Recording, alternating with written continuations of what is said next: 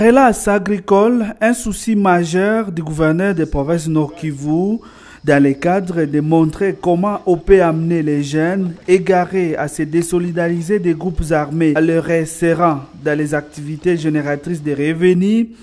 Le gouverneur de la province Nord Kivu, Excellence Ndanzuka Sivita Karli, a effectué une visite guidée dans les centres de développement rural de l'ONG Mavuno, situé à Kianzaba, dans le territoire de Beni, ce samedi 12 octobre. Très soucié aussi de la relance économique, le patron de l'exécutif provincial du Nord Kivu a visité plusieurs sites dans ces centres, dont les étangs piscicoles, la porcherie, les champs de production de tomates et autres. Il encourage la jeunesse qui se sont déjà enrôlés dans les groupes armés à quitter la brousse, car son gouvernement est prêt à les former dans les secteurs agricoles. Je crois qu'il y a lieu d'encourager notre jeunesse, de laisser les activités guerrières et de se concentrer sur les activités productrices comme l'agriculture, l'élevage, la pisciculture. Il y en a plein d'activités qui peuvent donner de l'avenir à notre jeunesse. C'est encore une fois un appel pathétique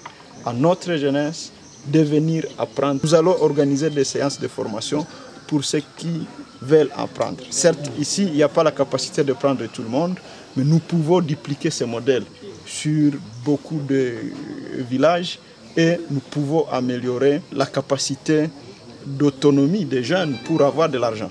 Il n'y a pas d'intérêt de perdre ce temps inutilement pour être engagé derrière des activités criminelles qui endeuillent même la société, qu'il nous faut perdre beaucoup de temps, qui multiplie les facteurs de la pauvreté. L'autorité provinciale a été accompagnée à Célier par l'honorable Ale Siwako, député provincial élu du territoire de Beni. Il a salué l'action posée sur place par le gouverneur qui a appuyé les paysans de cette ferme pilote avec plus de 40 boîtes de semences comme pour les encourager. Mais gouverneur alikuya Beni anasema sitarudia kama siendaona batoto ya Kianzaba, batoto ya Mangina. Na zaidi sana kukia tuambia tuachane na maneno ya bamai mai. Mai mai hakuna kunyia shaka endelesha. Kila mtu anayua Burondo kunye bamai mai walianjaka. Burondo leo kuko nini? Sinipori watu wanahama mugini narudia nyuma. Mambale leo mugini na bomoka. Leo bamai mai banakuwa nani Kianzaba. Mnasikia biko nafanyisha hapa na Masalongo, wanapiga watu mafimbo. Tulikia kubambia kwamba mai mai haendeleshake mugine. Alors, gouverneur amebambia ke tuungane na Mavuno.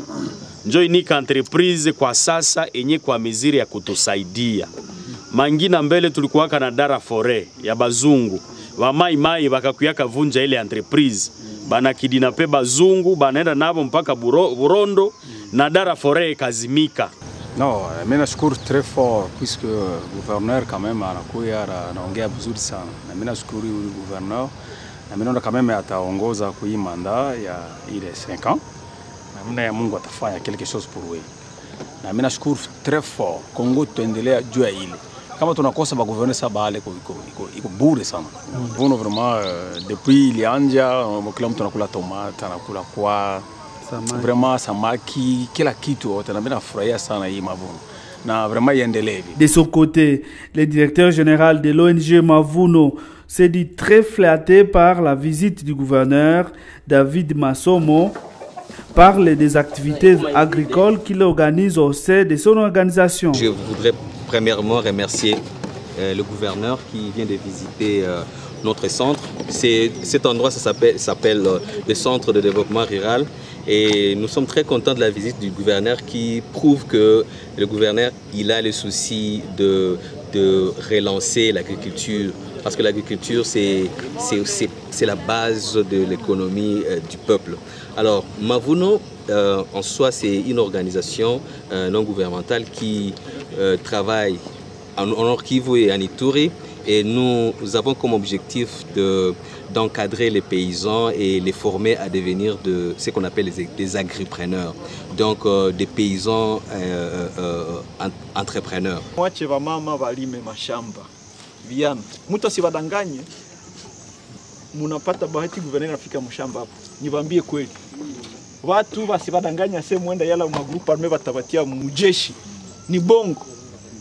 jeshi shakatala haitaingiza tena watu hata mkie 5000 hawezi waingiza kama kila mtu hafanye formation. Mshakuwa na sukari huko na 50 wanaweza kutia muarme utapigana ye. Me niko nalomba wabiana batoke juu serikali shaitika kusema bakisha bafanye ile formation ile banaitaka lavage de cerveau. Juu ulikusha tumia bunduki faut ba kuresocialiser.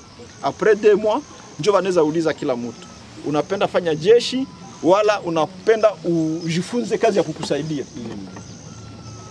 Na njo wakati wenye vangali na miaka kidogo saa huyu wanaweza kuingia. Me ile ya kukudanganya sasa tukisha eneza 5000 ndatoka kule mimi na kwa colonel wanabadanganya. Ndatoka kule nisha kwa general wanabadanganya. Kama unapenda kwa officier watakuingiza mu école d'officier. Njo politiki ya leo. Alors, si tuko na problème ya kabambi ni nalu iko pale iko na tuchinja. Tena tunaongeza na kwenye watu walikuwa wanalima vitu vingine. Kuenda mabalako inakuwa shida. Kuenda kantini inakuwa shida. C'est pourquoi nilikuya nibasimulishe. Hii yote tunahubiri hapa. Kuna